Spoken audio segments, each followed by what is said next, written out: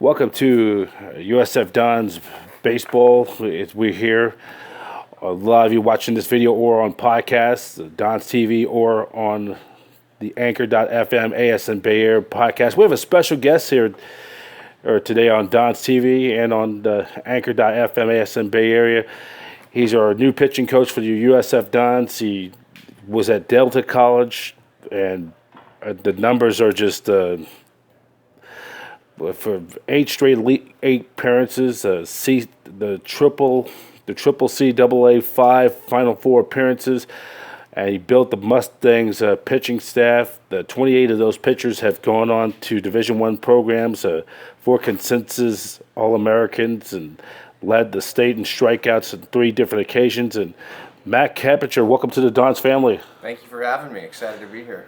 Well, just tell me about that journey. I mean, just tell me about how you got hooked up with this, with the pitching coach gig with USF, and how did all that process became. Yeah, I knew there was an opening here. There was a lot of movement on the West Coast this summer in general, and I sent an email to Coach G, and we set up a phone call. We spoke for about half an hour, 45 minutes, and then the next day I was on campus interviewing and met the staff. And things went well, and it's fortunate that they invited me into the Don family here. Let's just say, I mean, you have a great bio from up in Stockton, the Delta, and had some great success, Elite 8 and Final Four appearances in the June Cone College, and you just right out of the gate, wasted no time, started recruiting right out of the gate. Got to do it, man. You got to keep up and keep building the program. Again, our goal is to get to the conference tournament and move on and get to regional postseason play. So, no time to waste. And then the ultimate grand prize is Omaha. Absolutely, that's why we're here. Yep. And tell me, what was your time there at over there at in Stockton up there for the Mustangs? So it's funny, my nephew's high school is the Mustangs. Their colors are burgundy, almost like USC when it comes to football, though. But you guys are green and we were black and golds. Black and gold. Black and golds, and we had a good thing going there. Our head coach Reed Peters had a great program in place that I was fortunate to step into. And we just created a winning culture, and our goal was to move as many players on to the next level as possible. That was always our focus, and we just so happened to win a few games while we were at it, but very thankful for that experience there, and I enjoyed it, but I'm looking forward to starting this next chapter here. So now, as you come here, what has been the first several weeks, the first month plus since you left Stockton?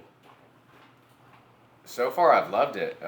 Just getting used to the city has been great. I found a place to live pretty quickly, which was one of the biggest hurdles I was told coming in. It's going to be finding housing. So. Way too expensive here, and people I grew up with or went to school, grew up with, either in the grade school or whatever, has been with the financial economy, finances, and the budgets of where they've housing here in recent times have skyrocketed. They've shipped a lot of my friends out to either to the East Bay at worst in Oakland, or all the way out to Sacramento, to the Valley, the Fresno, or your old neck of the woods in Stockton. Yeah, there's no doubt about that. But again, like I said, I was fortunate to find a place that's fairly affordable. My room is a little bit more expensive than my house was in Stockton here, but, getting used to that part of it. But can't trade living in one of the greatest cities in the world. So, again, I'm just thankful for the experience and the opportunity to get to know this wonderful city. And the weather is different, though, too, because it's 80s, upper 90s, or to the triple digits to, 70, 75 to about the cool around the low, mid 60s. Upper 60s. Yeah, definitely getting out of the heat feels nice. This cooler weather feels pretty good. I was back home this last weekend for the holiday weekends, and went out and played some golf on Monday morning. And man, a little bit warmer than it is out here. So I'm enjoying this cooler temperature. And you're gonna be dealing with the pitching staff. And what you've been doing since with the pitchers you're inheriting. Well, right now, just establishing a little bit of a different culture and mindset of how we're going to go about our business and how we're going to outwork everybody, and just How we're gonna outwork everybody. I like that. I like that. You mentioned that to me. How we're gonna outwork. That is kind of the theme of the day. The word of the day. How do we outwork? yeah. Well, we have full control over that, so we have no excuse for not outworking everybody. And if we want to accomplish that special word that you said earlier, Omaha, then that's going to require. That's the ultimate grand prize, and out of over 300 plus Division I schools in the country. Exactly, and no one's going to hand it to you, so you have to work for it. That's right. And that's like same thing. Same thing. If you want to work for something bad, you got to earn it. If you want to earn one of those throwback jerseys, vintage stuff from my era, the 80s and 90s era, go out there and work for it. You don't work for it, cannot have it. If you don't have enough, try a little harder. Absolutely, you said it right. And then also, that is kind of the theme. Outworking, I think of the thing of Bill Walsh is we're going to beating your man to the punch. The theory of the old Marvin Hagler, we're going to unload on people is giving them their best punch, though. Oh yeah, we're going to go out and give them our best. There's no doubt about that. But we've just been focusing on establishing our new throwing program, bringing in some new technology. The support from the athletic department has been amazing. They've let me go get all the tools necessary that I needed to help get this pitching staff rolling. Yeah, giving you the Visa, MasterCard, and invest into some kind of tool work. So yeah, we have our toolbox down there filled with weighted balls and bands. You name it, we got it. And I wonder, the question is, who's going to end up splitting the bill, either Coach G or Joan, our AD, for her. By the way, her first full year as the director of athletics of USF. Well, if we don't throw well enough, that bill might end up back on my plate. So, no, I don't know. Yeah, and also, what was your time there at over there at Delta? It was, the difference. You also was a sports information guy, so you kind of like half coach and half SID. Well, that was my first couple years at Delta. So before I really dove into it and wanted to, I wasn't sure if this was the full career path I wanted to take or not. And then when I made that choice, I went back to school to get my master's done.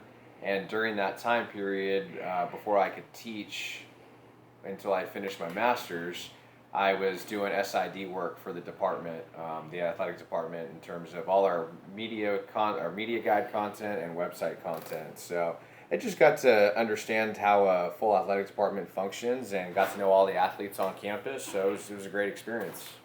And then you did some football and basketball as well, though. So you kind of look like more like a cornerback with your height at 5'11" or so. Yeah, I don't know. I don't quite have the foot speed to be a corner, but yeah, because me at 6'4", you'd have to bump me, and we'd be like, yeah.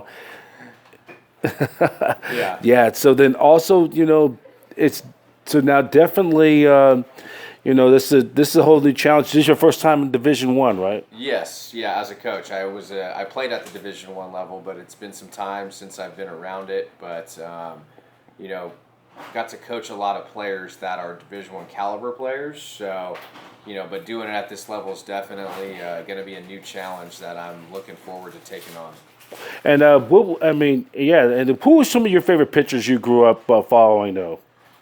Ooh, man, there's so many. I mean, I grew up a Giants fan, so Tim Lincecum, of course. I was a big Kirk Reeder fan. Woody. I was left-handed, so I like Noah Lowry as well. Oh, you're a softball.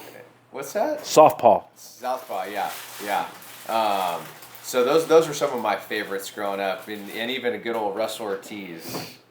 Yep, those are so you're part of that early 2000s when they did the experienced the heartbreak of 2002, yes. and yours truly was there in Anaheim for that disastrous Game 6 and dang rally monkey. long story. I mean, I was sitting out there me and friends were sitting out there in the upper deck down the first baseline right field when Sanders came real close of catching that ball, just by this close. But that's something we could save at another time. But they got the World Series ties. But my favorites was Doc Gooden. Oh, yeah.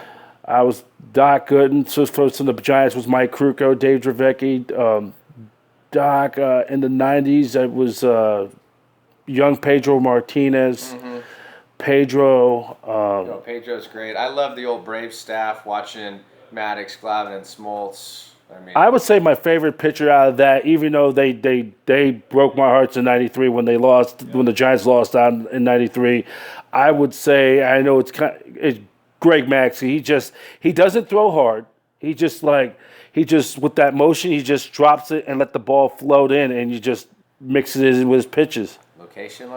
The location, drop the location, and just, he just floats it in there. Maddox in his prime, because I was a teenager from the time I was 15 to about 18 when he won the Cy Young 4 years in a row. And then another of my favorite was Pedro Martinez. Absolutely. Pedro was my favorite. And then for the Giants would be Mad Bump, Timmy. Yeah.